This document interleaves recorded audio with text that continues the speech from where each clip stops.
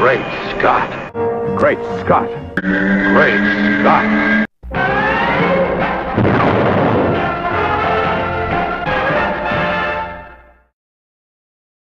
Hello, everyone, and welcome to another fabulous episode of Great Scott. I'm Scotty V, and just as I promised on this past edition of Radio KAL, I would be displaying the proud MOS logo on this week's Great Scott. My friends and I today have decided to come and speak with you, as we always do, week after week. Thanks for watching. These, of course, the tots that came from Sonic, I think it's called. Don't remember if I have showed them to you before, but most of you have probably seen them. I have recently come off a pretty interesting read, Flyby by J.J. Abrams. He's the creative force behind Lost and the new Star Trek franchise. There's going to be a new Star Trek movie coming out this May, I believe. It's called Star Trek Into Darkness. It looks pretty fantastic. I'm not sure how I feel about it being more action-oriented and Star Wars-ish than Star Trek. I mean, but the storylines are still obviously set in the Star Trek universe. So I'm pretty happy with the way it turned out. I wish that they hadn't made so many changes to the timeline and to the history of Star Trek, but I understand that they wanted to make a fresh start and not be beholden to any of the stuff that has come before over the last 35 or so years. I bring all this up because, of course, other people have read the script and have had complaints such as, why change it, why do this, why not just continue to mess up Star Trek and leave Superman alone. This script was written in 2003, right at the kind of the beginning of the Smallville show on television, so there are some questions as to, people might say, why do they copy things from Smallville? And it seems to me that this was written probably before 2003, and the date on it was when it was finished, which would have been 2003. So he was probably writing it over the course of 2002, maybe into 2003. And so some of the Kryptonian things on Smallville don't come about until the third. You know, we start to hear about Smallville, about Krypton in the third season of Smallville.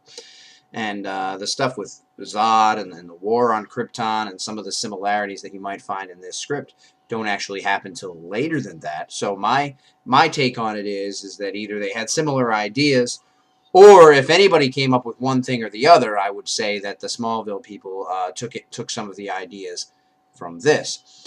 Similar to that, you can also see many similarities in Superman Returns that must have come from some ideas in this script as well. For instance, Air Force One has a spectacular crash in the close to the beginning of this script.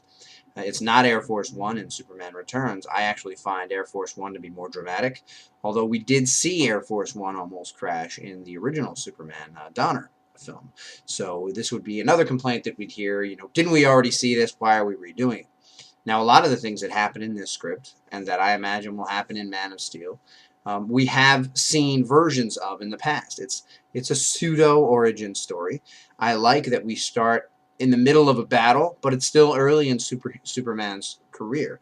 The script tells of a character called Tyzor coming to Earth, and people have questioned as to why Tyzor is kind of like a Zod copy, but not Zod, and why he made up this character when we already have Zod or other Kryptonian types in place. The interesting thing is that Kata Zor, with a dash, is Jor-El's brother in this script, and Zor-El, as we all know, is his brother, generally speaking, in the mythos. So it seems to me that J.J. Abrams did take his inspiration from comic book characters, and Kata Zor could certainly be Zor-El's first name. His name could be Kata Zor-El.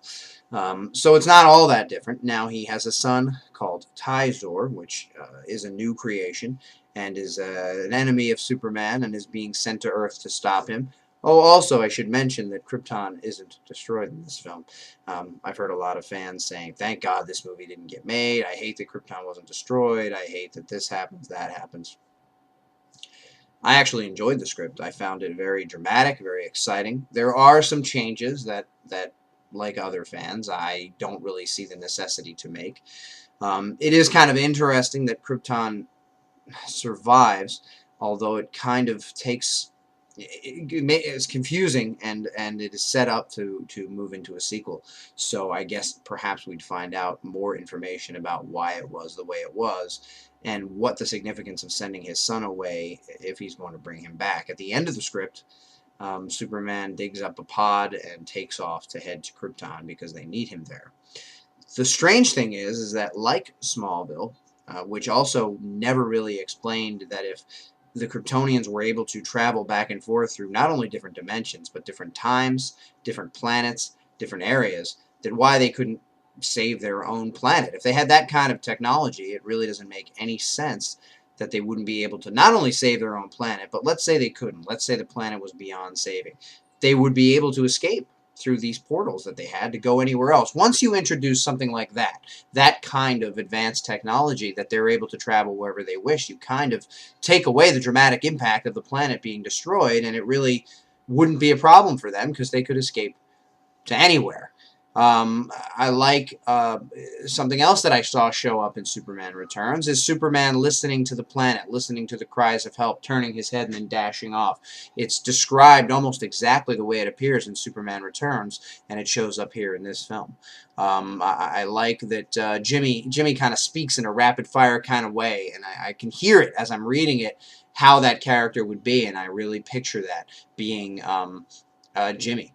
I like his Luthor, but again, it seems like even JJ wants to use him as kind of a comedic effect, like comic relief. He's a little bit goofy. He has some great lines, but then he also has some goofy dialogue, and I'm not sure why people feel like they need to use Luthor as a comedic, goofy character instead of as the serious, kind of dark, really intelligent, dangerous enemy that he can be.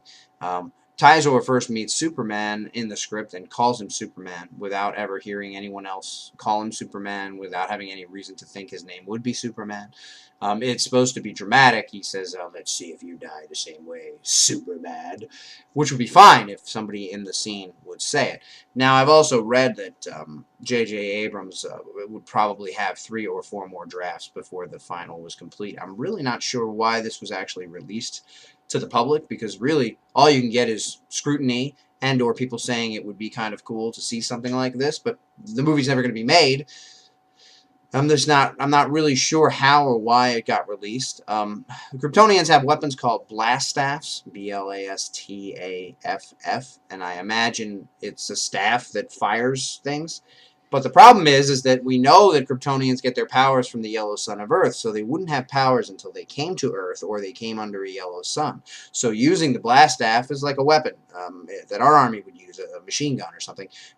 Their version of whatever weapon you would use as a soldier, and they're soldiers on Krypton. But when Tyzor comes to Earth, he uses the blast staff on Superman, and it knocks Superman back. It puts him in a daze. It knocks him unconscious, which I don't think it would have the power to do if they were using it on regular humans that didn't have powers on Krypton.